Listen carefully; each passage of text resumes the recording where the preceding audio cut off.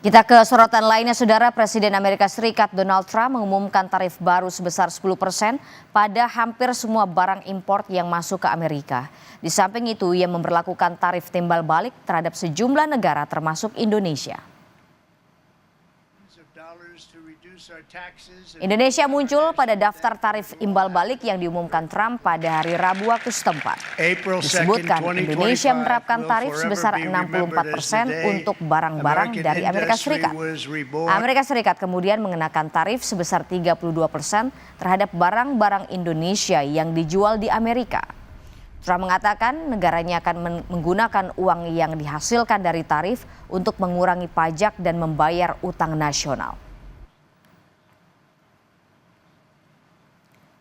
In a few moments, I will sign a historic executive order instituting reciprocal tariffs on countries throughout the world. Reciprocal, that means they do it to us and we do it to them. Very simple, can't get any simpler than that. We will supercharge our domestic industrial base. We will pry open foreign markets and break down foreign trade barriers. And ultimately, more production at home will mean stronger competition and lower prices for consumers. This will be indeed the golden age of America. It's coming back. We're going to come back very strongly. Pemimpin minoritas DPR Hakeem Jeffries mengecam tarif yang direncanakan Presiden Donald Trump. Jeffries menilai Partai Republik sedang menghancurkan ekonomi Amerika secara langsung dan membawa Amerika Serikat ke dalam resesi. Are crashing the American economy in real time and driving us to a recession.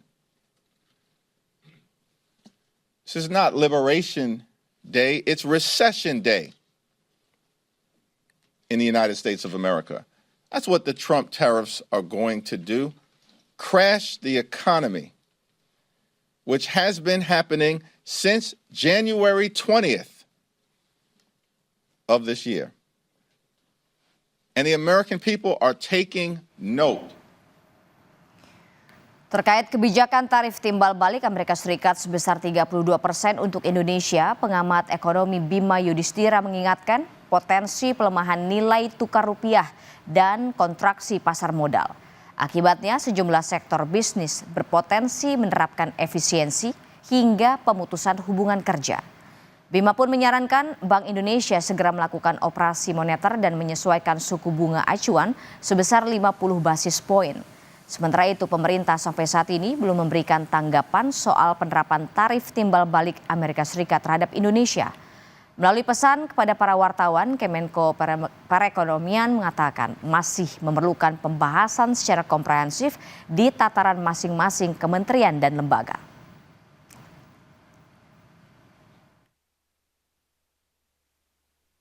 Oleh karena itu, efek yang harus diantisipasi tentunya adalah pelemahan nilai tukar rupiah. Ini terus berlanjut, pelemahan nilai tukar rupiah, dan butuh segera intervensi dari Bank Indonesia untuk melakukan operasi moneter dan juga melindungi sektor-sektor usaha yang terdampak itu dengan melakukan penyesuaian suku bunga sebesar 50 basis poin. Sehingga suku bunga kredit untuk usaha yang terdampak itu bisa direlaksasi. Selain itu, pemerintah juga harus mulai mencari cara agar Indonesia bisa mendapatkan segera manfaat dari relokasi industri. Karena relatif dengan tarif Vietnam, kemudian Kamboja, Indonesia memang dikenakan 32% tarif resiprokal. Tapi dibanding negara-negara lain, ada selisih tarif yang membuat Indonesia masih menarik.